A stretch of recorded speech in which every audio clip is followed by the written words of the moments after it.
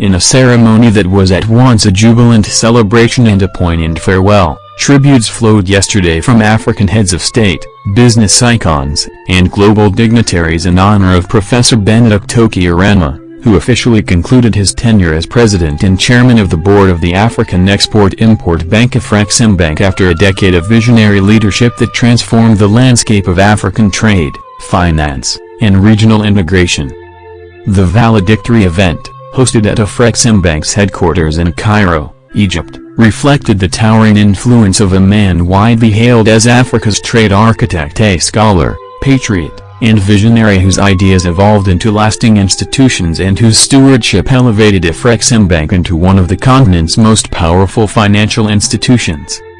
Attendees included former and sitting African presidents, prominent entrepreneurs, and global diplomats such as Aliko Dangote, former Afreximbank Presidents Jean-Louis Ikra and Christopher Adordu, incoming President Dr. George Lumbi, Ogun State Governor Dapo Abiodun, and AFCFTA Secretary-General Wam Kelmene, all of whom offered heartfelt tributes to Oramah's enduring impact.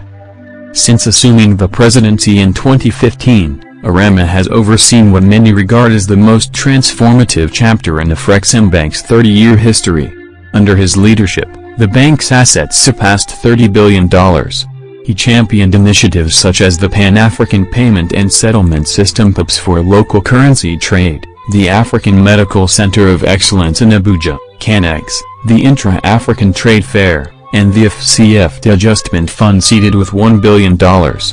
These innovations, observers noted, reshaped Africa's economic independence and deepened South-South cooperation, especially between Africa and the Caribbean.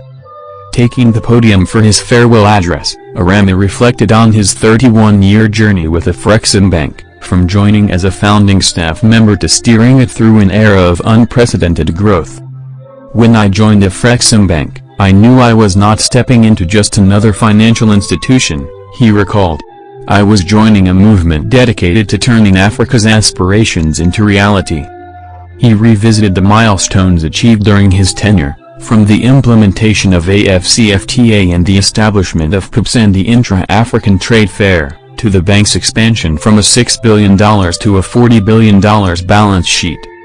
"We fought on all fronts," he said, "because we understood that Africa's economic liberation could never be outsourced.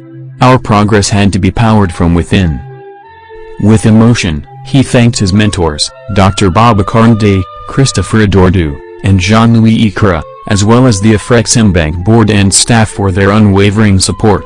He concluded simply, "Thank you for allowing me to serve, for your trust, friendship, and faith.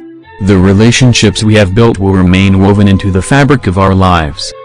A particularly touching moment came when Mrs. Chinelo Oramah, his wife, addressed the audience, offering a glimpse into the personal sacrifices and shared journey behind her husband's professional accomplishments.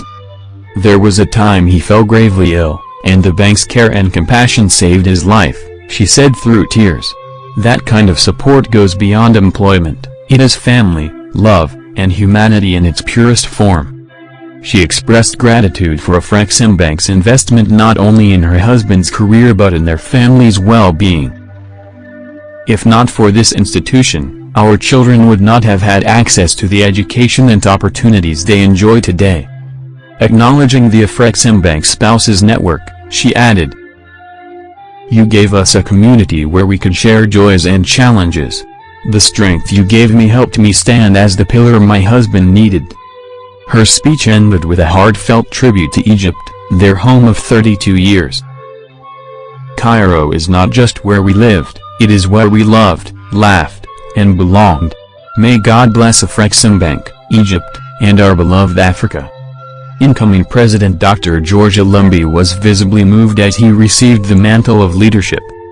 "Tonight marks the end of one remarkable era and the dawn of another," he said. "Professor Oramah has shown what vision and courage can achieve. We will build upon this legacy." Aliko Dangote, with his signature warmth, praised Oramah's dedication and humorously added, "Professor, as you step aside, know that Africa will still need you. We return you to your family, but only for a short break. We can't keep our star player on the bench while the game is still in the first half. He also acknowledged Mrs. Oramah and their daughters for sharing him selflessly with the continent for a decade. Turning to Olumbi, Dangote assured continued partnership. The Dangote Group stands ready to keep pushing Afreximbank to even greater heights. Former President Jean-Louis Akera, who passed the baton to Oramah in 2015, reflected emotionally on their three-decade relationship. For nearly 20 years as my colleague, Oramah displayed unmatched dedication and commitment, Akera said. He has far exceeded every expectation and turned Afreximbank into a cornerstone of African development finance. He also paid tribute to Mrs. Oramah for her strength, calling her the woman behind the great man.